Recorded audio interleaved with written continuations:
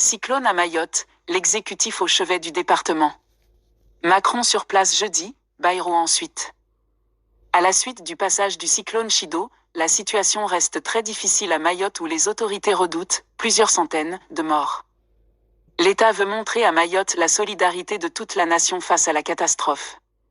Pour cela, Emmanuel Macron est attendu jeudi sur l'archipel, dévasté par le passage meurtrier du cyclone Chido et menacé par une crise sanitaire, selon une annonce de l'Élysée mardi soir.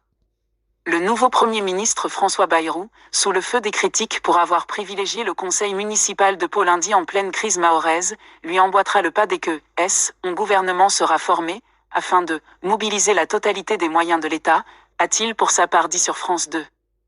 Les habitants manquent de tout. Un couvre-feu est mis en place depuis 22 h mardi et court jusqu'à 4 h ce mercredi matin pour assurer la sécurité et éviter les pillages, alors que les habitants de ce territoire de l'océan Indien manquent de tout.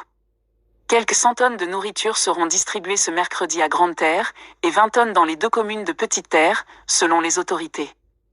La situation reste très difficile dans l'archipel, où l'habitat mais aussi les infrastructures publiques ont été très endommagées par le passage du cyclone. Le bilan provisoire atteint 22 morts et 1373 blessés, selon des chiffres communiqués mardi soir par le ministère de l'Intérieur. Mais les autorités redoutent plusieurs centaines de morts, peut-être même quelques milliers, dans le département le plus pauvre de France.